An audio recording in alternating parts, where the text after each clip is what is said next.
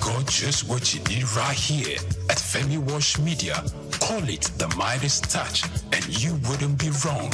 Let us record, produce, mix, and master your audio like nobody does. Reach us on our contact today for the best quality job. At the Africa Development Studies Center, ADSC, we are committed to driving sustainable growth and development across Africa through innovative training and research. Our mission: empowering leaders, policymakers, and professionals with the tools they need to create lasting change. With customized training, dynamic research programs, and study exchanges on leadership, management, and other critical development topics, ADSC offers a platform for exchanging cutting-edge ideas and global best practices. We provide comprehensive services in research and consultancy, capacity building and training, education programs, publishing, and knowledge sharing. Our esteemed faculty, composed of seasoned experts and researchers, ensures a learning experience that is insightful and practical. We specialize in policy development, implementation strategies, monitoring, and evaluation. At ADSC, learning is engaging and enjoyable. Our unique methodology includes talks, interactive exercises, games, video screenings, and lively seminar discussions, all in a comfortable and friendly environment. Ready to make an impact? For more information, email us at info@adstudycenter.com or call +234 912 439 2362. Visit us today at www.adstudycenter.com to explore our programs and upcoming events. Africa Development Studies Center, rethinking development for Africa.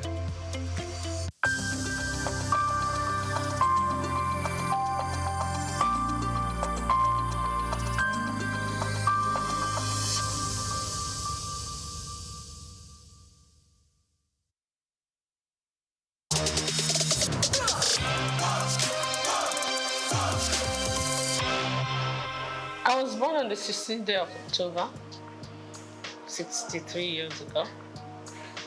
I'm from Opobo, yeah, and went to school. I'm from River State, from Opobo in River State. Went to school in Port Harcourt, lived in Port Harcourt all my life, from primary to secondary school to A-levels. Then after A-levels, I got admission to Unilag. Immediately after Unilag, I got married, and I've lived in Lagos ever since.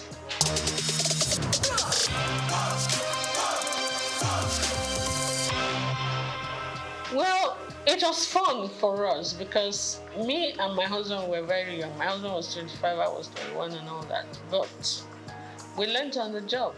We were friends. We were friends for 3 years when I was in Unilag, university, and we came out, we got married. So we're like children that just got married. But I had my parents. My parents were his very good friends. So when I get naughty, he would report me to my parents. When I didn't know these kind of duties were demands of somebody's wife, they would tell me, this is my responsibility. I'm like, no. I will agree to some, I will not agree to some. But I mean, it was fun. We had our ups and downs, but kind of pushed through it. And then the children started coming, and it was a different ballgame.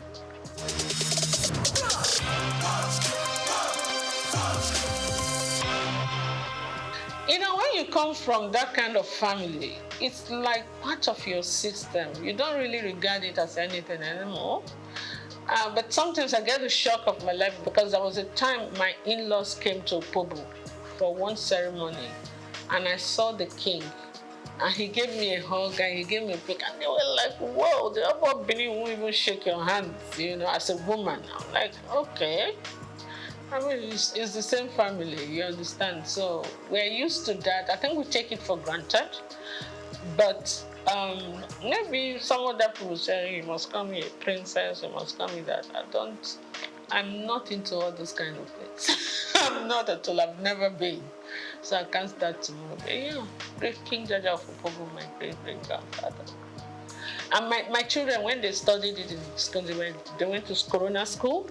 When they studied, came, Mom, we're telling our teacher and our classmates that this King Dada of Opobo, they taught them about King Dada of Opobo in school. And they said, that's my mommy's great-granddaughter. Like, whoa, no, it was like a big deal to them. For us,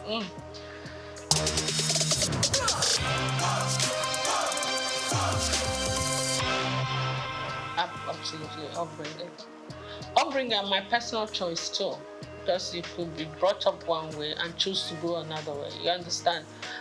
One of my philosophies in life is like this: you're not the tallest in the world, you're not the shortest, you're not the prettiest, you're not the ugliest, you're not the richest, you're not the poorest. Oh, of course, get with it. Do you understand? If you're looking for beauty, there are more beautiful women than you say. If you're looking for ugly, there are uglier women. If you're looking for tall, you're looking for it. So what is it? Do you understand? You didn't come into this world with anything. You're not going to go with anything. So just be grateful to God for whatever you have, for whatever you are. Work towards improving on it, improving your relationship with God Almighty, and improving your relationship with your fellow human beings. That's my philosophy in life. So what's the point of carrying all the air and chips on your shoulder? It makes life heavier for you.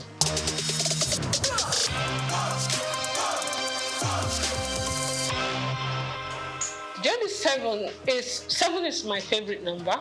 It's a number for perfection, and I was born on the 16th of October. My star sign is Libra. We're always looking for perfect balance in everything. It's just an influence from the horoscopes, I'm told. But J is my husband's name, D is my name, and 7 is my favorite number. Lazy way of forming the name of a company, isn't it? So I did, and it stuck. And I knew I was going to go into couture, so that was it. Easy.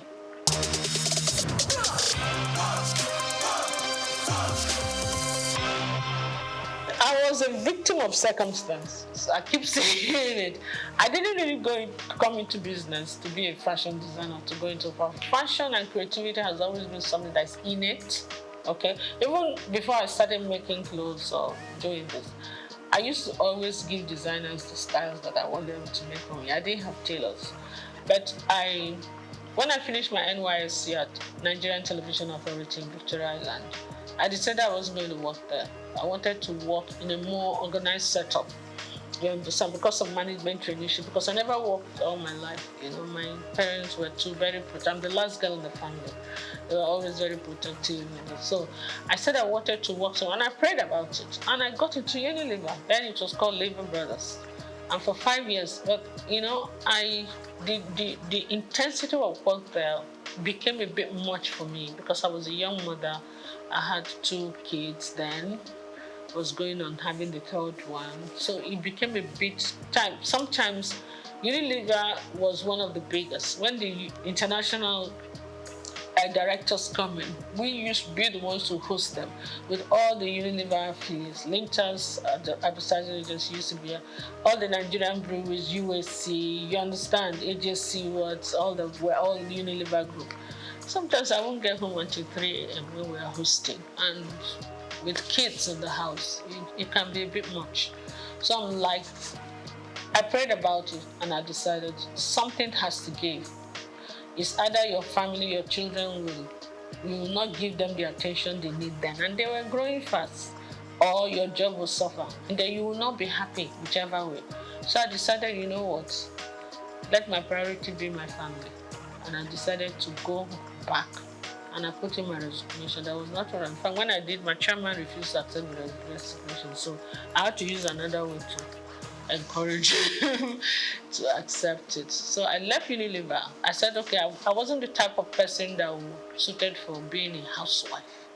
I wanted to do the kind of business I would do, but still have 100% time for the kids. So when the kids say, oh, they're having something in school, I'm there, okay? I decided I was going to just market corporate gifts.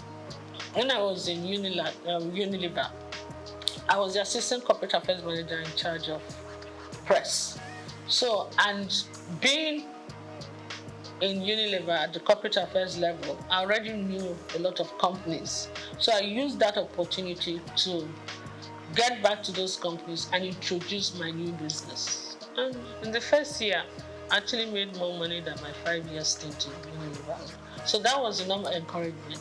You make more money doing your own business. You have more time for your kids, for your family, and for yourself. And you travel quite a bit because you have to go and buy the corporate gifts. So it was a win-win.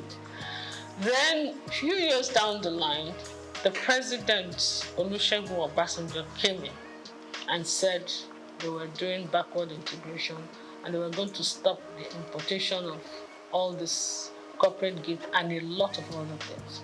So we were actually forced to look inwards.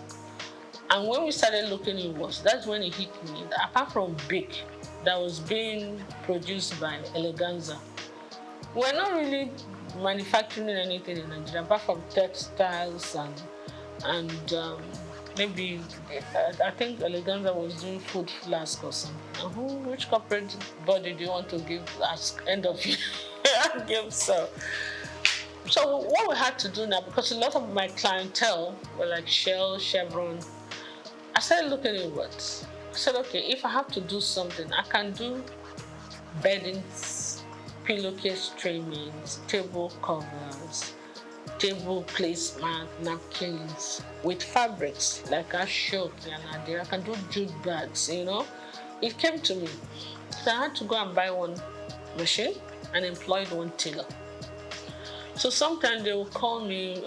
I did some samples. So when, even in Abuja, when they were going to have, like I remember the West African Women's Affairs, they had a conference. So they wanted jute bags, and we had about 1,000 or 2,000 jute bags, and that was quite nice. Plus, apart from the end of year activities. So that's it. But you know, after those periods, you have periods of lull, like you're not using the machine and the tailor. You have to be paying tailor for doing it. I'm like, why am I going to these people to make my clothes? Tailor, oh yeah, this is the style I want. I started first by giving some of my clothes, repeat it. You did well. So I started designing. I could sketch very well. I was a science student in school, but I could sketch really well. So I was sketching, would do well. And sometimes when I wear the clothes and I go to supermarket, some women will just call me, hey, I really like this thing you're wearing. Please, where did you make it? I'm like, okay, I'll give you the address. I give them the address. They started coming. Before I could say that, within 1 month, I had over 50 women I had to make clothes for.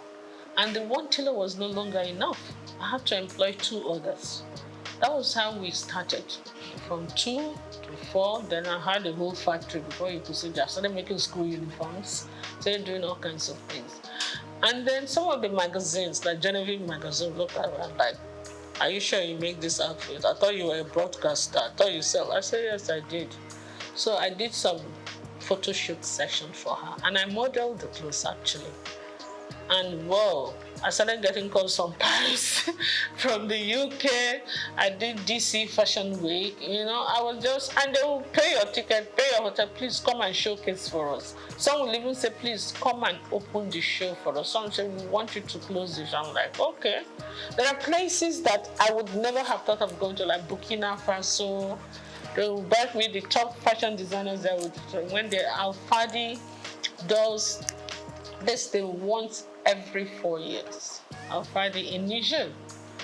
The Niger government sponsors it. He calls all, including Elisab, every international designer, they will go, especially the Moroccan ones, those North African ones, Indians. So they invite one designer from each country. So they used to call me to come because of what I used to work a lot with Ankara and Ashok, and I do international acclaimed, how would I put it, couture outfits with Ankara, big hats, funny looking, structured clothes and all that. So that was how it went, you know. And I did all the magazines. I've won all the awards.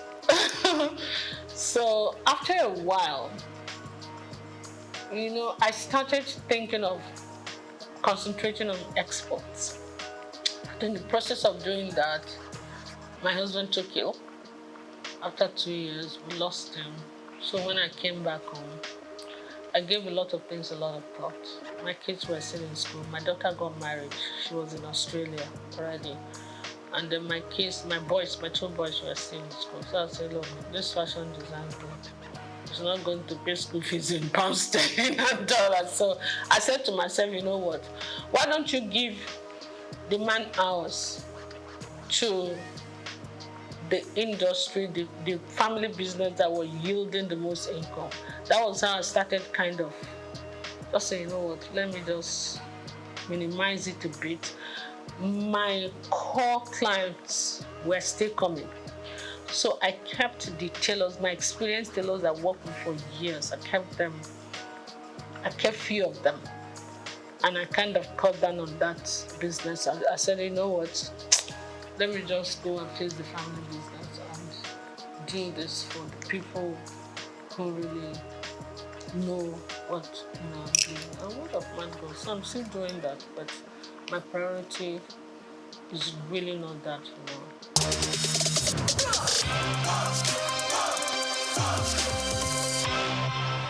When you look at me the first time you see me, you see a fragile woman that don't like to sweat, that is spoiled, that like to be kept. I'm like, what?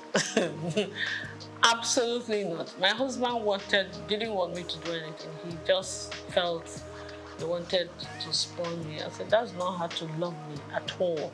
Please. It's either you kind of understand the person I am. I'm a very creative mind.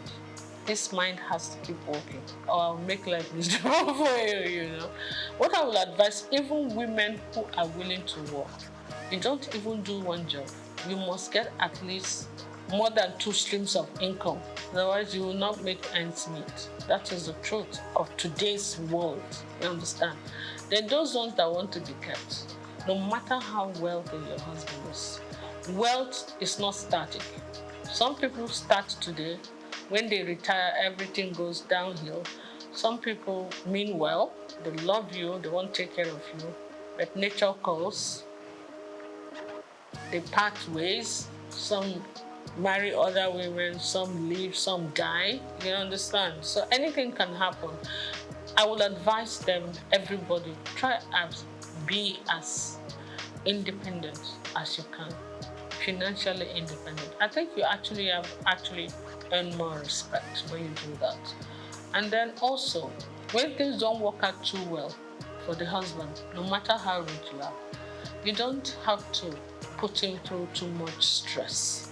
You can take care of yourself, you take care of him, you encourage him.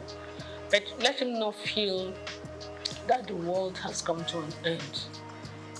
A man feels happy when he knows that his back is covered, even when he's not making it. You understand? It doesn't make him lazy, it makes him very grateful. Yeah. So I will advise everybody, get something doing. Do something that will enable you to earn good income if you can. Do something that you also enjoy doing.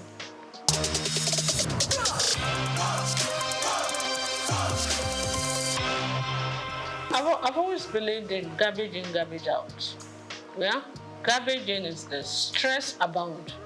You cannot control that.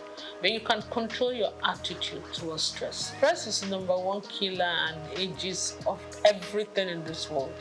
It's your attitude to stress that you have to manage, and that depends on you. What you put in your mouth also depends on you. Your mind, your heart, your spirit, your soul. You have to be loving. You have to be forgiving. You understand? All that depends on you. So it's actually you that decide whether you're going to age gracefully or you're not. Forget about the genes first. It's true. You understand? Some people are so malicious. When you offend them once, oh my goodness, they will carry it in their chest and the chest will be expanding and they won't sleep well and they begin to have problems. Meanwhile, the person you're angry with does not even know you exist. It's crazy. So for me, it's just be free and take life easy. Take it as it comes. And always be grateful to God.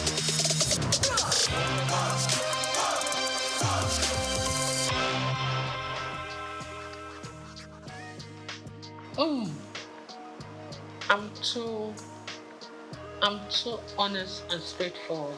It's either I will be killed immediately, or because I will tell you the truth, no matter whose house is God. I don't think I can play politics. I'm not a politician at all. I am a very straight shooter. I will tell you to your face when you're doing stupid things. That was my relationship with my mom, my dad, my husband. So most times, I'm the last girl in the house, so maybe when they were disciplining the first ones, by the time they got to my turn, they were a bit tired. So we could talk to my parents anyhow. But I don't do it to create whatever. I just feel that if anybody worth talking to, is worth talking to with honesty and integrity. And when you want to play politics, they will see something that is black, they will say it's yellow. I can't do that. For the love of me, I can't. So politics is not my call. And because of that, they will not allow your creativity to come out, your sincerity. What's the point?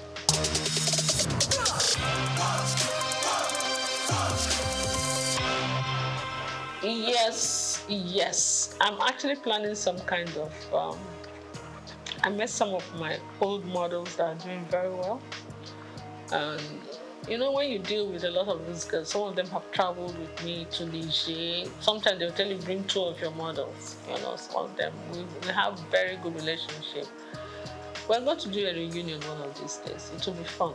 And they are all calling, when are we going to do this? I say, don't worry, we'll get a reunion done. Because we need to revisit the fashion industry, see how things are going. They're doing well. The new ones are doing well. And I just pray that the environment will not discourage them,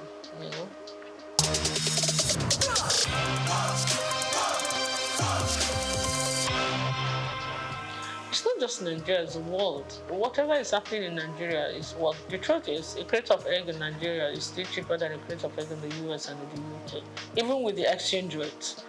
So it's not just Nigeria, the world is experiencing some kind of. The way I see it is like the pangs of birth before the child finally comes. That intense labor. And then when the child is born, everything is calm and beautiful, everybody's happy. I think we are just towards the end of the labor pain. It's going to get better, but we're going to pass through a lot of that before it gets better. And when it finally gets better, we'll all be smiling. But right now, the whole world, not just Nigeria, is crazy. If you look at listen to international news, it's actually crazier than here. I just pray. Yes, I live opposite, I won't even say it, on the street. One of the big men that live on that street, his birthday was yesterday, and the whole street was filled with beggars, hungry people. It was really crazy. I felt so bad. We were pushing each other, killing each other, fighting just to get a plate of jollof rice. It was very sad. It didn't used to be that bad. There were a few people who would come hang around, but the whole street, I couldn't move anywhere yesterday because of it. But I hope it gets better soon, so that the best in all of us can come in. Because hunger and poverty can actually bring out the worst in people.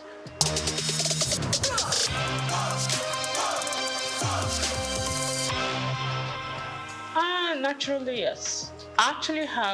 I have an NGO that I do. What I do, I take girls, young girls that are not able to complete school because of poverty, and I educate them. You understand? I try to pay school fees, help people, and I believe in education a lot. Yeah, because I don't believe in giving you the fish. I believe in teaching you how to fish. I have few of them from my place come stay with me. Some of them are able to stand the discipline. Some of them are not able. So the ones that are able to stay, they stay, and they do very well. Some of them I train from a distance, and they do well. So I've had university graduates, I have the levels, I have all kinds of things. That's what I do.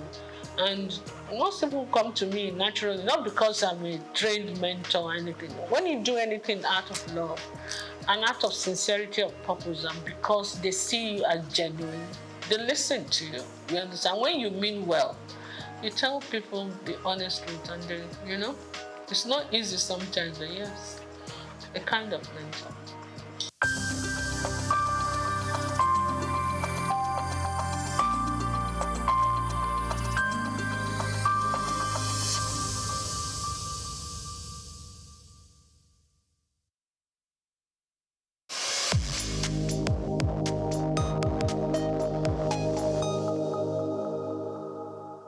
Known as the father of African literature, Chinua Achebe was born on the 16th of November 1930 in Ogidi, now Anambra State, eastern Nigeria. He was born to Isaiah Okafor Achebe, a teacher and an evangelist, and Janet Anenichi Ilegunam, a vegetable farmer.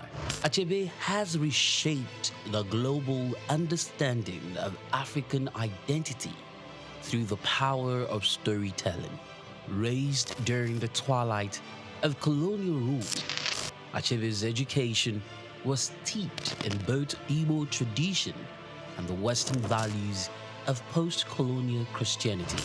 As a student at the University of Ibadan, he became fiercely critical of how Africa was portrayed in Western literature. Achebe believed that Western literature often painted Africa as a dark and primitive continent, but he sought to tell the African people's lens. In 1958, Achebe's groundbreaking novel Things Fall Apart shattered colonial narratives through the tragic story of Okonkwo, an Igbo warrior. Achebe illuminated the complexities of African culture and the devastating effects of European colonization. Things Fall Apart became more than just a novel. It became a symbol of African resistance against the oppressive narratives of colonialism. Achebe was not just a writer. He was a passionate advocate for African self-determination, and his political activism made him a critical voice in the post-colonial era. Even after a life marked by personal and political struggles, including a car accident that left him partially paralyzed, Achebe continued to inspire. He taught at Bard College and later Brown University, where his influence reached new generations of writers and thinkers. He was married to Christiana Chinwe Okoli and they had 4 children. Sadly, he died in March 2013 at the age of 82. Chinua Achebe's legacy endures in his novels, his essays, and in the countless voices of African writers who follow in his footsteps. He gave us a voice, a story, and a vision of Africa that is ours to share.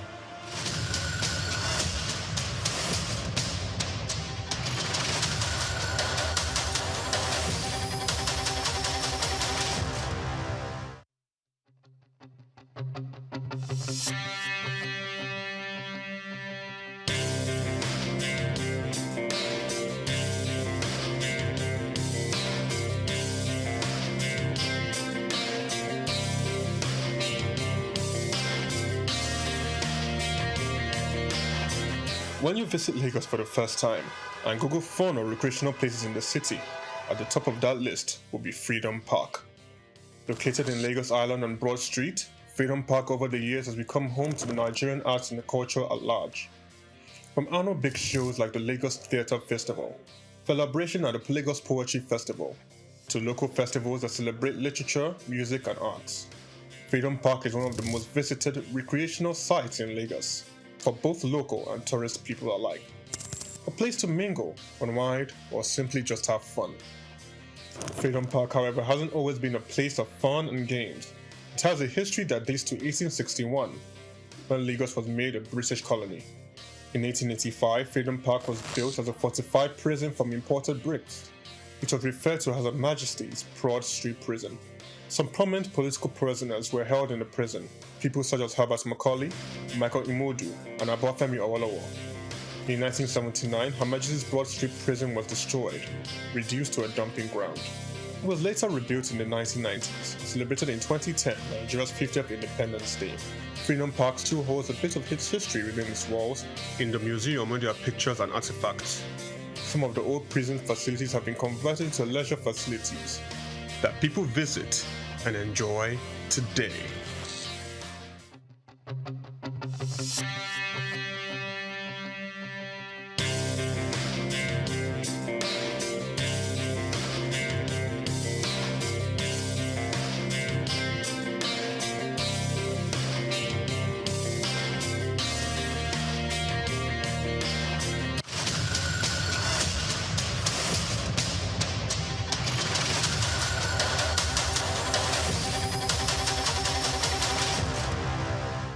Muhammad Yunus was born on the 28th of June 1940 in the village of Batwa, Chittagong, a British Indian colony which is currently known as Bangladesh.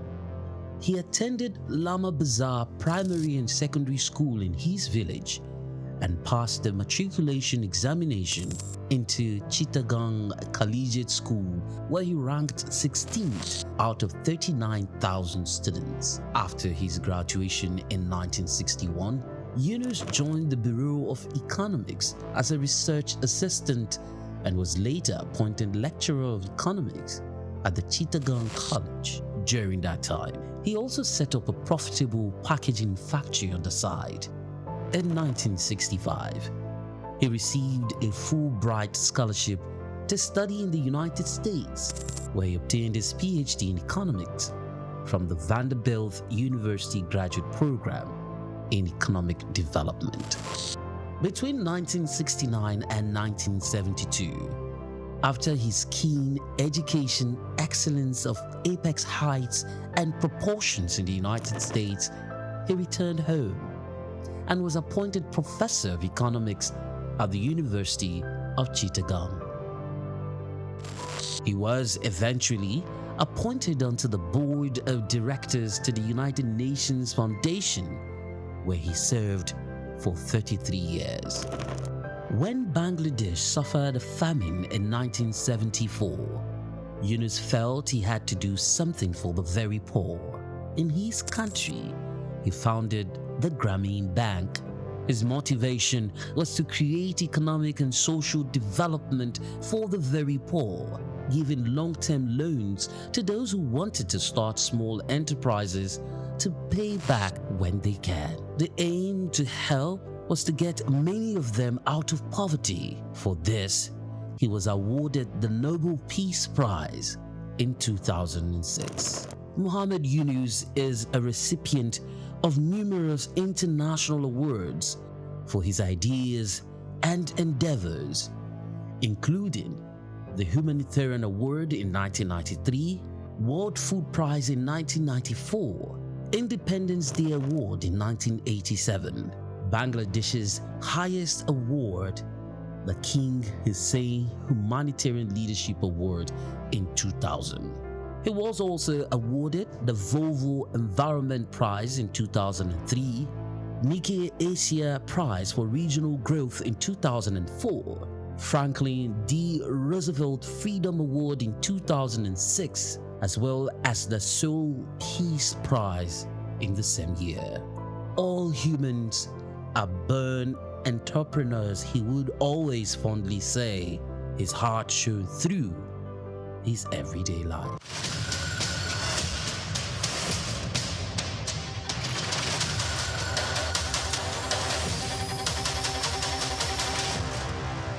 Anthony Onyemaechi Elumelu was born on the 22nd of March 1963 in Jos, North Central Nigeria, to Susanna Dominic Elumelu, originally from Delta State.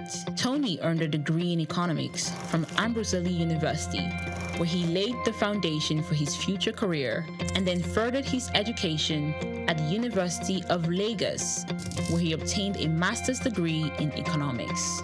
His academic journey also includes attending the Harvard Business School, where he completed the Owner of President Management program, equipping him with advanced business management skills. Tony currently serves as the chairman of Heirs Holdings, Transcorp, and United Bank for Africa (UBA), demonstrating his significant influence in the banking and investment sector. He founded the Tony Elumelu Foundation, which aims to empower African entrepreneurs through comprehensive training, mentorships, and funding opportunities.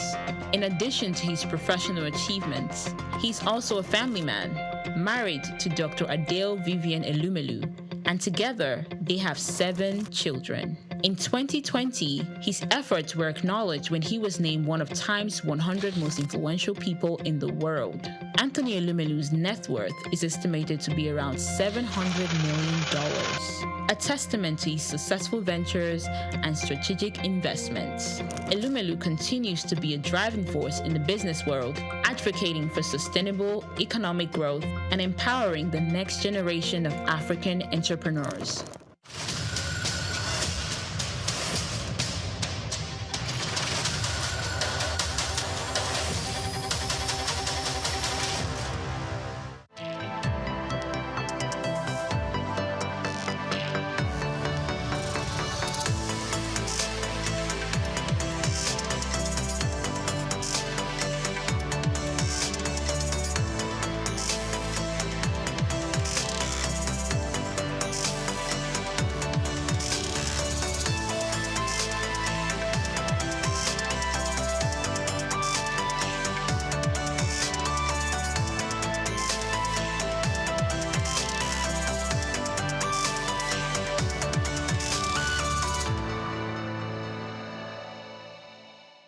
According to the former UBA Group Managing Director, Mr. Kennedy Uzoka, he's a man that knows it all.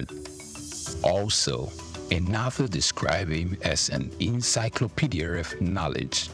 The both are now farther from the truth of a man whose career has spanned over 4 decades, being part of a dozen organizations in both the banking and manufacturing sectors. Serving in different capacities as either a director, board member, or chairman of organizations such as Honeywell Flour Mills PLC, PZ Cussons PLC, Nigerian Breweries PLC, and United Bank for Africa PLC. In the same vein, he also had some link with the British American Tobacco Nigerian Foundation and Nutrisima Limited. He was once the president of the Manufacturers Association of Nigeria, where he clamored for the patronization of local content by all well-meaning Nigerians. Also, he served as chairman of the former Universal Trust Bank PLC (UTB) before the administration of former President Olusegun Obasanjo implemented the recapitalization of banks in Nigeria.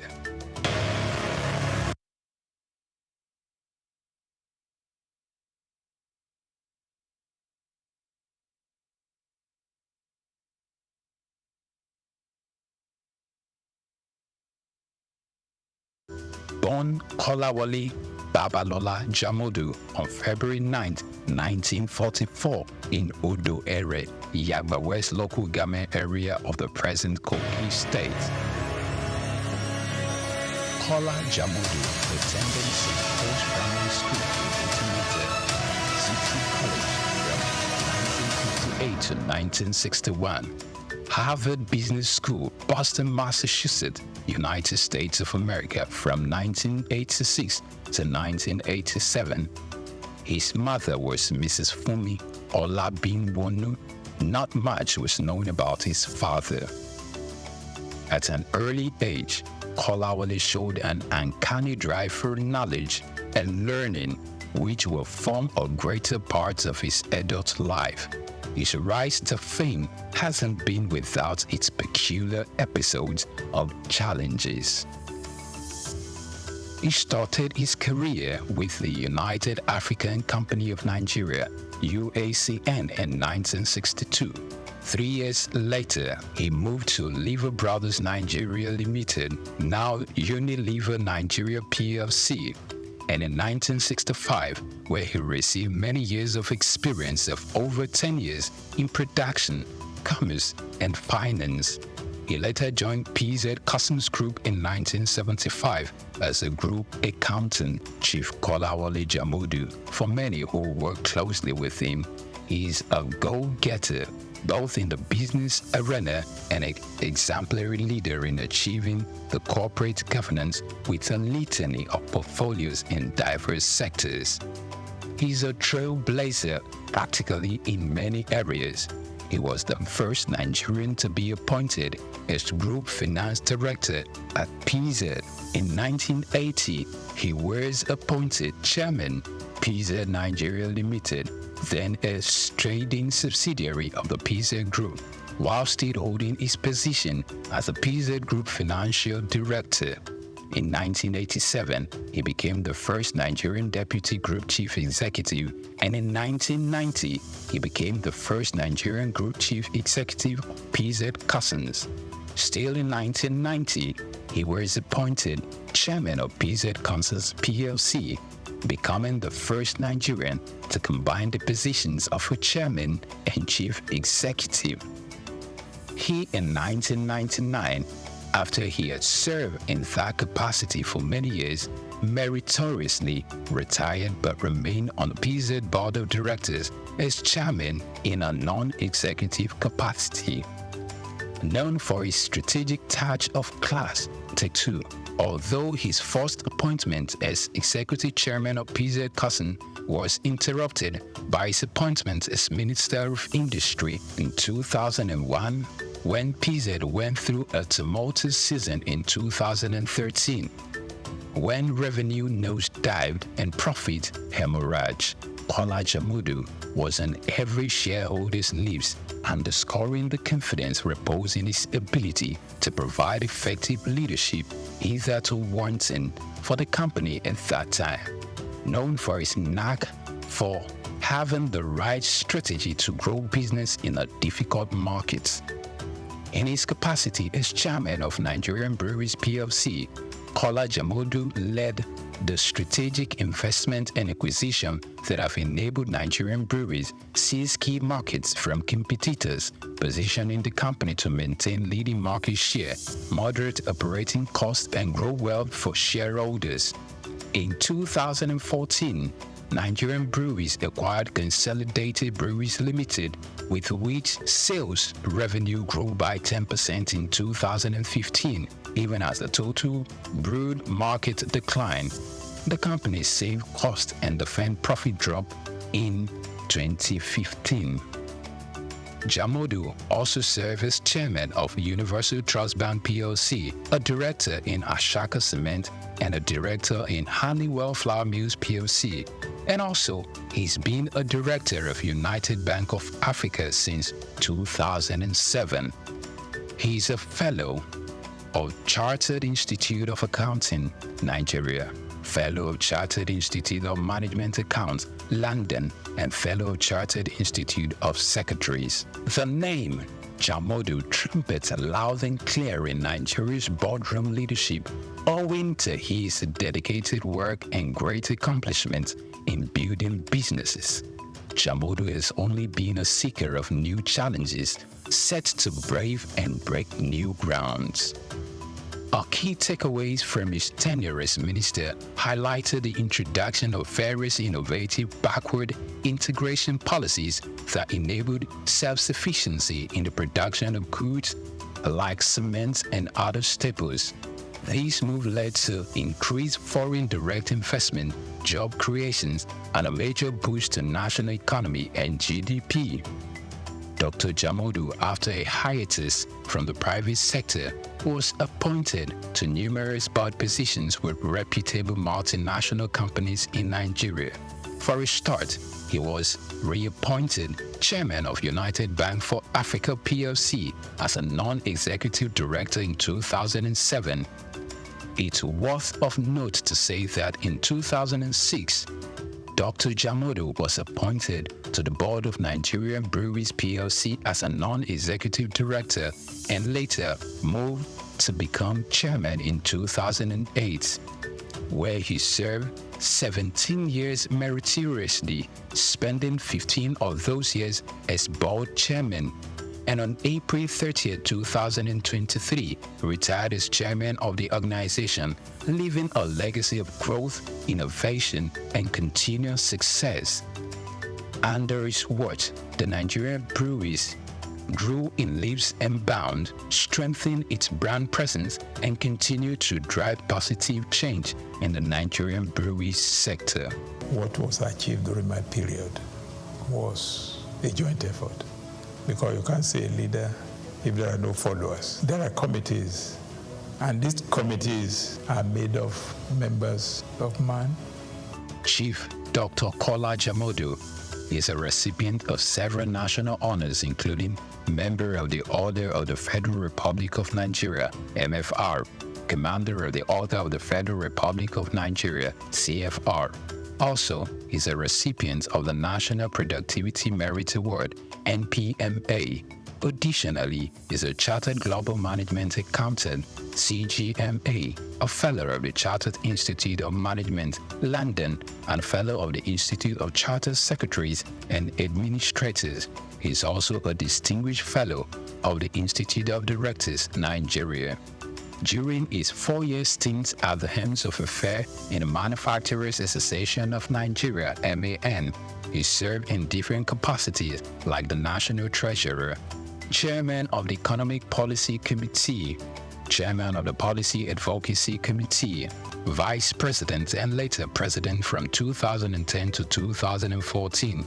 Also, he is the past president of the Harvard Business School Alumni Association of Nigeria, a former president of the Chemical and Non-Metallic Products Employees Foundation, and an honorary member of the Nigerian Industrial Policy and Competitiveness Advisory Council, chaired by the Nigeria's Vice President. He's also served in various capacities such as Member of Council at the Nigerian Employers Consultative Association, NECA, Member of Council at the Lagos Chamber of Commerce and Industry, LCCI, and Distinguished Member of the Board of Fellows of the Nigerian Institute of Management, NIM.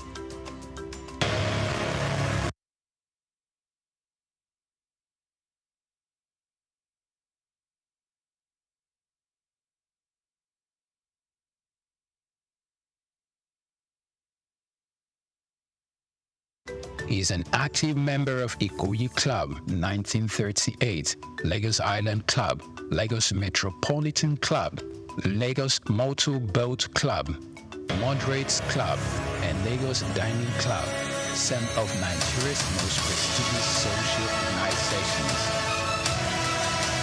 Not many people, prominent or otherwise, could be suitably described as detribalized nationalists like Dr.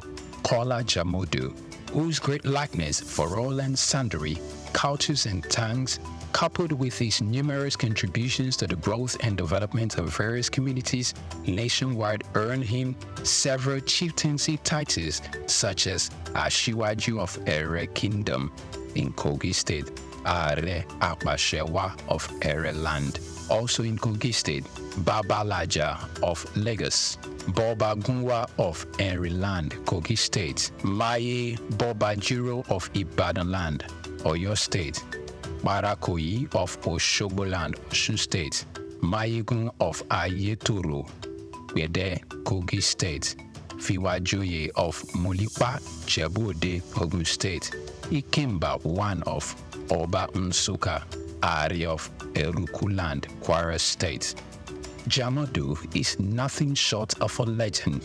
Although with limited experience in partisan politics, he stood tall and stepped into the plate when occasion presented itself in Kogi State, when he took leadership of the People's Democratic Party (PDP) as minister, serving in the cabinet of the ex-president Olusegun Obasanjo. In the middle of 2020, Chief Dr. Ola Jamodu served as the pioneer chairman of the Elders Advisory Committee, EAC, of Pan-Okun Relief Response Agenda, which played a pivotal role when the world was faced with the coronavirus, mobilizing resources to provide relief materials for the entire Okun people, as well as address various issues relating to the pandemic in the land. He, through the Kola Jamodu Foundation, KJF scholarships are provided to several poor students through all levels of education, primary, secondary, and tertiary levels. Medical support to indigents who have genuine medical conditions but couldn't afford to foot the bill. Chief Kola Babalola Jamodu, over the years, his hobbies have been the same: reading, traveling, golf, and badminton.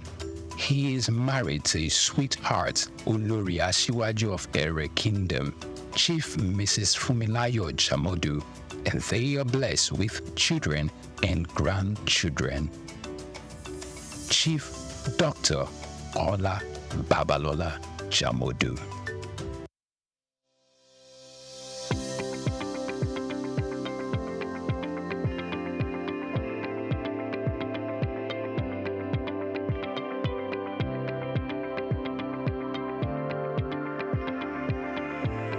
At the Africa Development Studies Center, ADSC, we are committed to driving sustainable growth and development across Africa through innovative training and research. Our mission: empowering leaders, policymakers, and professionals with the tools they need to create lasting change. With customized training, dynamic research programs, and study exchanges on leadership, management, and other critical development topics, ADSC offers a platform for exchanging cutting-edge ideas and global best practices. We provide comprehensive services in research and consultancy, capacity building and training, education programs, publishing, and knowledge sharing. Our esteemed faculty, composed of seasoned experts and researchers, ensures a learning experience that is insightful and practical.